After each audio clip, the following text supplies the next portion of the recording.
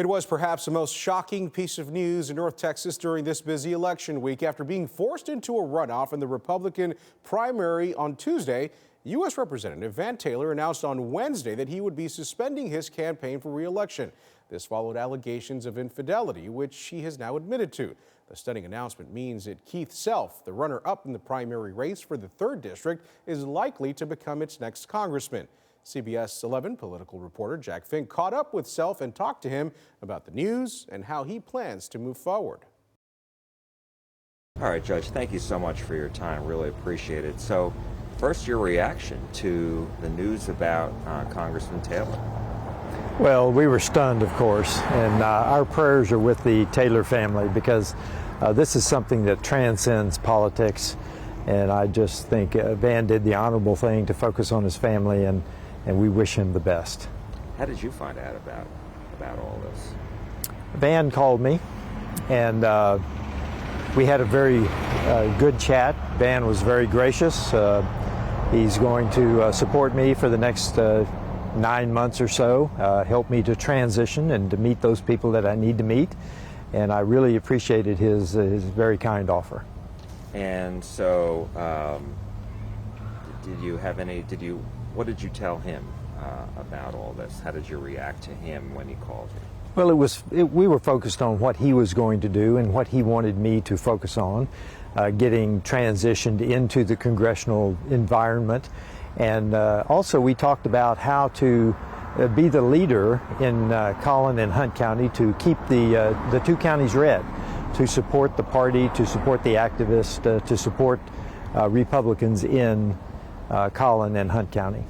And so did he make any statements to you that would lead you to believe, because now they say that he can drop out off the ballot by March 16th. You expect him to do that? I do expect him to do that. We did not have that particular detailed conversation, but he was very clear that he was not going to continue his run and that he would support my transition to the environment. And so now, if that's the case, then you don't have to worry about a runoff, and you can now focus on the general election. And so what is your plan? What are your priorities? My priorities until November are to get around to as many people as I can to introduce myself to the people of both Collin and Hunt County who are not familiar with my time as the county judge. And I will spend my time basically campaigning at the grassroots, in the organizations, in the events that will happen. So that's the plan, and I'll be a busy man. And what are your priorities legislatively speaking? Well, I've been very clear about them throughout the campaign. We need to get a handle on our border security. We need to restore the trust of the American people in our election process. And frankly, if the mandates are still in place when I get there, that will become the 3rd priority. And what do you make? President Biden announced just yesterday, the White House announced that he's coming to Fort Worth to talk about the obligation that the nation has to its veterans as part of his unity agenda. So what do you make of all this? Well, we've talked about reforming the VA for years, and it never seems to happen. We've talked about supporting our veterans better, but I will tell you, Sam Johnson worked for decades to get that small clinic, that small VA clinic, into Collin County. So I will look forward to seeing what President Biden has to say, but I'm not optimistic that it will mean real change. But I look forward to hearing what he's got to say. What does real change look like to you with regards to reforming the VA? Well, let's just look at the figures of the numbers of veterans that commit suicide every day. That's real change if we can change that, because veterans tell me, modern veterans, new veterans, tell me that when they leave active duty, they get very little support. So what I want to see is, how do you support people as they transition out of the military, other than just giving them a couple of briefings?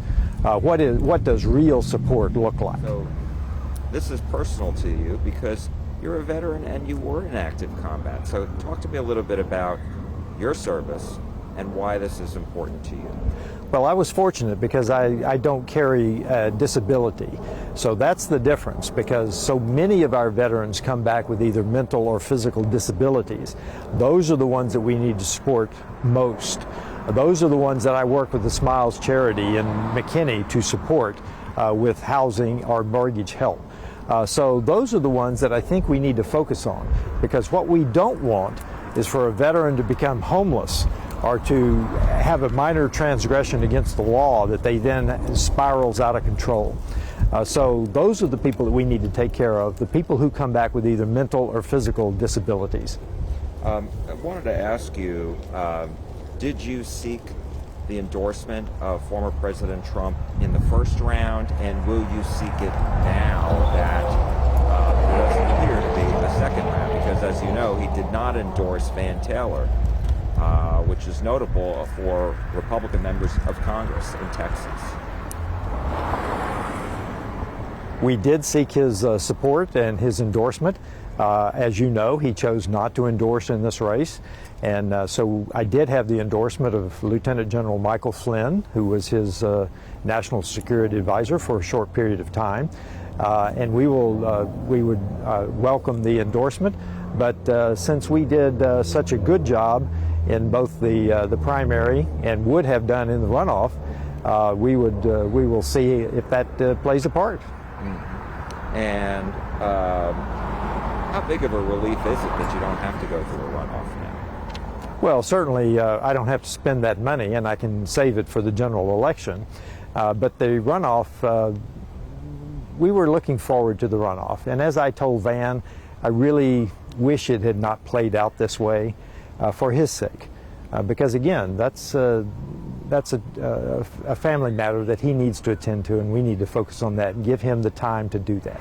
Let me just ask you about another quick things that are in the headlines. Obviously, you've got the Ukraine and Russia's invasion of Ukraine.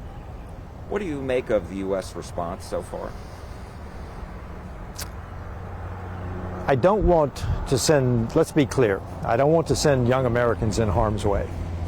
I am very encouraged that Germany has stepped forward to increase their defense budget, because Germany is the big dog in Europe, and Europe will follow. So I am very encouraged that NATO nations have now taken increased responsibility to defend their own continent. And do you think that the American response, I mean, you know, I've heard some people say, you know, our energy policy needs to change, and, you know, I've heard, you know, open the spigot more than once, you know, export more liquefied natural gas to Europe so they don't have to rely on Russia. Your take on that? Our energy policy needs to be changed. There's no doubt about it.